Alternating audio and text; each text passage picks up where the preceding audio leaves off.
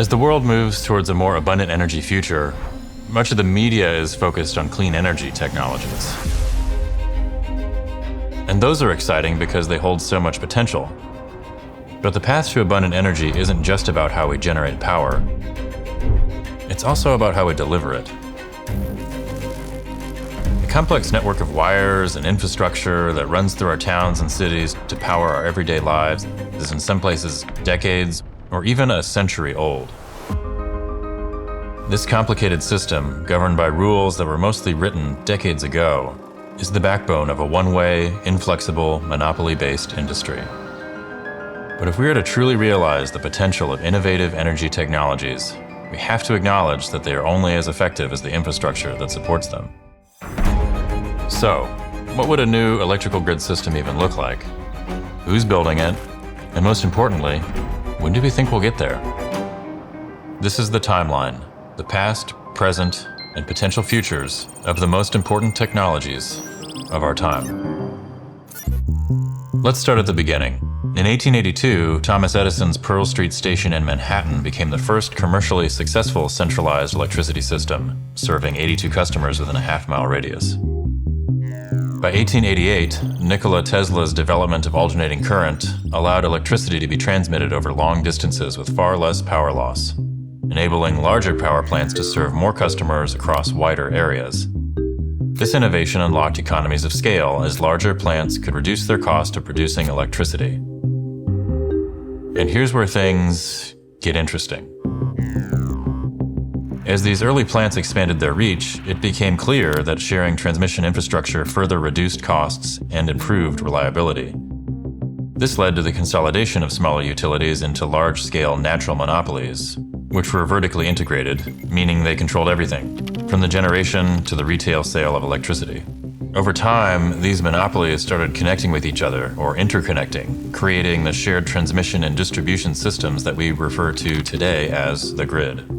The lower costs with this system made electricity more accessible.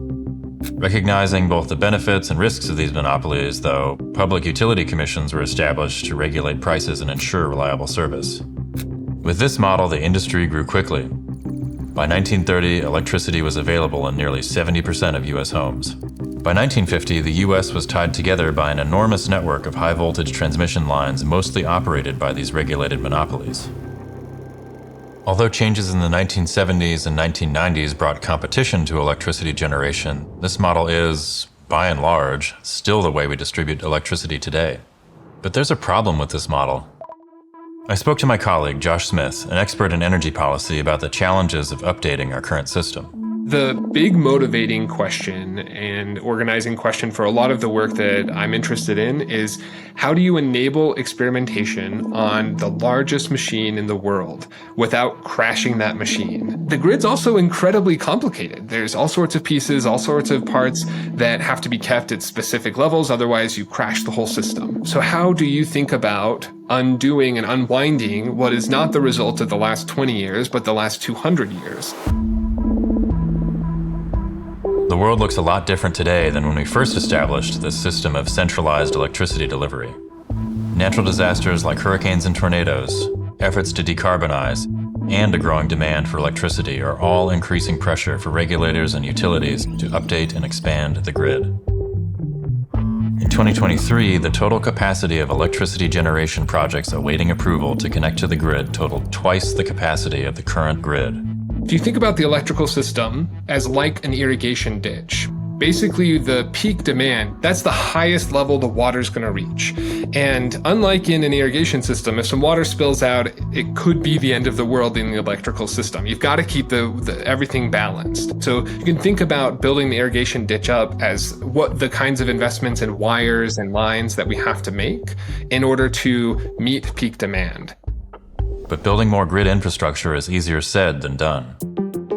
Getting permission for new power lines requires extensive environmental review and invites local opposition. Because of these challenges, new power lines often take upwards of 10 years to plan, permit, and build. Additionally, regulators can be hesitant to approve investments in new transmission infrastructure because, under the current regulatory model, those costs are often passed on to consumers and not all new generation technologies come to fruition. In other words, building new transmission is expensive, takes a long time, and is still viewed as risky. But there are faster and cheaper ways to increase capacity without building new power lines. We have these existing transmission lines. We can do dynamic line ratings to understand how much more power can be pushed through those at any one point. We can also reconductor them. So that means literally changing what carries the electricity in that line. And because of that, you can then carry more through the same lines. But adoption of these new grid expansion technologies has been slow. Under the current regulatory model, utilities lack incentives to invest in affordable expansion options, because they actually profit more from traditional infrastructure investments. So, we developed this centralized, monopoly-based, highly regulated electricity model because it once produced cheap and reliable electricity for us all. But now, the system's incentives are at odds with our future goals. Maybe the monopoly-based model just isn't working out anymore. Maybe it's time for a new model. One idea gaining momentum is, instead of trying to build up or innovate within the inflexible system we've built, what if we were to build a new system around it? Imagine if instead of electricity only flowing one direction from a central power plant, it could come from any number of sources and flow in two directions.